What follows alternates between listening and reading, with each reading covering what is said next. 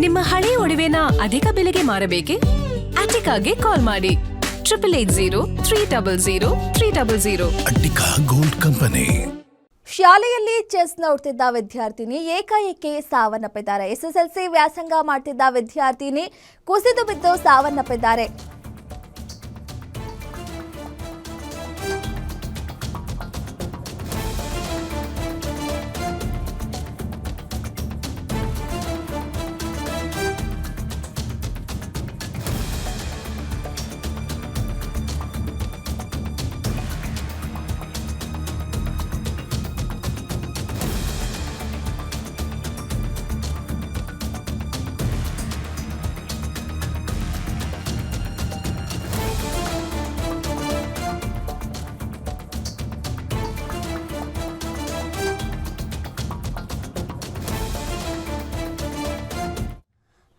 ಶಾಲೆಯಲ್ಲಿ ಚೆಸ್ ಆಟವನ್ನ ನೋಡ್ತಾ ಇದ್ದ ವಿದ್ಯಾರ್ಥಿ ಏಕಾಏಕಿ ಸಾವನ್ನಪ್ಪಿದ್ದಾರೆ. ಎಸ್ಎಸ್ಎಲ್ಸಿ ವ್ಯಾಸಂಗ ಮಾಡ್ತಿದ್ದ ವಿದ್ಯಾರ್ಥಿ ಕುಸಿದು ಬಿದ್ದು ಸಾವನ್ನಪ್ಪಿರೋದು ಶಿವಮೊಗ್ಗದ ಆಯನೂರು ಸಮೀಪದ ತಮಡಿಹಳ್ಳಿಯಲ್ಲಿ ಈ ಒಂದು ಘಟನೆ ನಡೆದಿದೆ.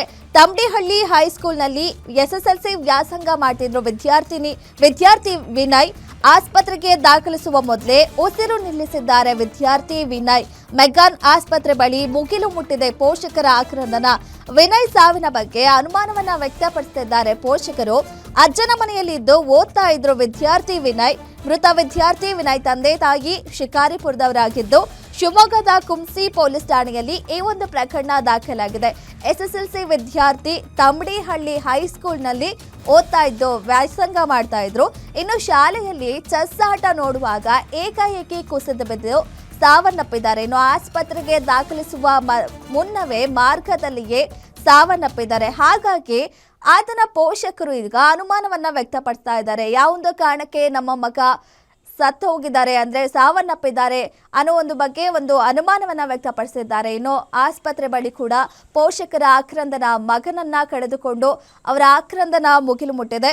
ಸದ್ಯಕ್ಕೆ ಶಿವಮೊಗ್ಗದ ಕುಂಸಿ ಪೊಲೀಸ್ ಠಾಣೆಯಲ್ಲಿ ಈ ಸಂಬಂಧ ಪ್ರಕರಣ ದಾಖಲಾಗಿದೆ.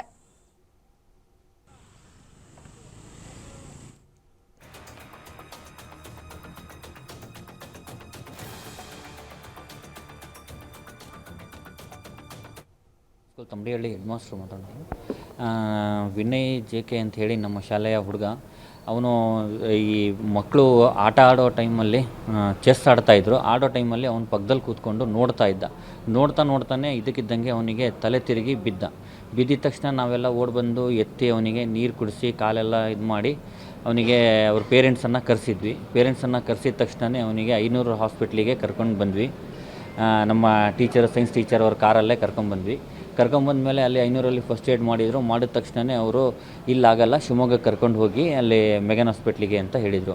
ಅಲ್ಲಿ ದಾರಿಯಲ್ಲಿ ಕರ್ಕೊಂಡು ಬಂದ್ವಿ. ಅಲ್ಲಿಂದ ಹೊರಟ್ವಿ. ಆಂಬುಲೆನ್ಸು ಸ್ವಲ್ಪ ಮುಂದಕ್ಕೆ ಬಂತು. ನಾವು ಕಾರಲ್ಲಿ ಟೀಚರ್ಸ್ ಎಲ್ಲ ಸೇರಿಕೊಂಡು ಹಿಂದ್ಗಡೆ ಬಂದ್ವಿ. ಒಂದು 5-10 ಮಿನಿಟ್ಸು ಗ್ಯಾಪ್ ಆಗಿರ್ಬೋದೇನೋ. ಬಂದ ತಕ್ಷಣವೇ ಅಲ್ಲಿ ಮೆಗನ್ ಹಾಸ್ಪಿಟ್ಲಲ್ಲಿ ದಾರಿಯಲ್ಲೇ ಜೀವ ಹೋಗಿದೆ ಅಂತ ಹೇಳಿದರು. ತುಂಬ ದುಃಖ ಆಯಿತು. ನನ್ನ ಮಗುವಿನ ಥರ ನಾನು ಆ ಮಗುವನ್ನು ನೋಡ್ಕೊತಿದ್ದೆ. ಇವತ್ತು ತುಂಬಾ ಸಂತಾಪ. ವಿನಯ್ ಅನ್ನುವಂಥ ಹುಡುಗ ತುಂಬ ಸಾಫ್ಟ್. ಅವನು ಭಾಳ ಸಾಫ್ಟ್ ಅಂದರೆ ಭಾಳ ಸಾಫ್ಟು. ಏನು ಯಾರಿಗೂ ಮಾತಾಡ್ತಾನೂ ಇರಲಿಲ್ಲ, ಜಾಸ್ತಿ ಮಾತಿಲ್ಲ. ತಾನಾಯಿತು ತನ್ನ ಕೆಲಸ ಆಯಿತು ಅಷ್ಟೇ ಮಾಡಿಕೊಂಡು ತುಂಬ ಸಾಫ್ಟಾಗಿ ಒಂದು ಕಾರ್ನರಲ್ಲಿ ಕೂರುವಂಥ ಮಗು ಅದು. ತುಂಬಾ ಸ್ಪೆಷಲ್ ಮಗು ಅದು. ಸ್ಟಡಿಯಲ್ಲೂ ತುಂಬ ಚೆನ್ನಾಗಿದ್ದ ಅವನು. 70-80% ಆ ಥರ ಎಲ್ಲ ಅವ್ನು ಮಾರ್ಕ್ಸ್ ಬಂದಿದ್ದಾವೆ ಸರ್. ಲಾಸ್ಟ್ ಟೆಸ್ಟಲ್ಲೆಲ್ಲ ತುಂಬ ಚೆನ್ನಾಗಿ ಮಾಡಿದ್ದಾನೆ. ಪರ್ಫಾರ್ಮೆನ್ಸ್ ಎಲ್ಲ ತುಂಬ ಚೆನ್ನಾಗಿತ್ತು ಅವನು. ನಮಗೆ ತಿಳಿದ ಮಟ್ಟಿಗೆ ಹಿಂದೆ ಏನೂ ಇರಲಿಲ್ಲ. ಇದಕ್ಕಿದ್ದಂಗೆ ಸಡನ್ನಾಗಿ ಅವ್ನು ತಲೆ ತಿರುಗಿ ಬಿದ್ದ ಮೇಲೆ ನಮಗೆ ಗೊತ್ತಾಗಿದ್ದು. ಇಲ್ಲಾಂದರೆ ಅದ್ರಿಗೆ ಹಿಂದೆ ಆ ಥರ ಯಾವುದೂ ಇಶ್ಯೂಸ್ ಇರಲಿಲ್ಲ. ಶಿವಮೊಗ್ಗ ತಾಲೂಕು ತಮಡಿಹಳ್ಳಿ ಶಾಲೆಯಲ್ಲಿ ಒಂದು ಮಗು ಸ್ವಲ್ಪ ಹೆಲ್ತ್ ಇಶ್ಯೂ ಅಲ್ಲಿ ಸಡನ್ನಾಗಿ ಹಾರ್ಟ್ ಅಟ್ಯಾಕ್ ಆಗಿ ಡೆತ್ ಆಗಿದೆ ಸರ್. ಆಗೋದಕ್ಕೂ ಮುಂಚೆನೇ ಸ್ವಲ್ಪ ಅವರು ಟೀಚರ್ಸ್ ಎಲ್ಲ ಹೆಡ್ ಮಾಸ್ಟ್ರು ಜೊತೆಗೂಡಿ ಆ ಮಗುನ ತಕ್ಷಣ ಆಯನೂರು ಹಾಸ್ಪಿಟ್ಲಿಗೆ ಕರ್ಕೊಂಡ್ಬಂದಿದ್ದಾರೆ. ಅಲ್ಲಿ ಫಸ್ಟ್ ಏಡ್ ಕೊಡಿಸಿದ್ದಾರೆ.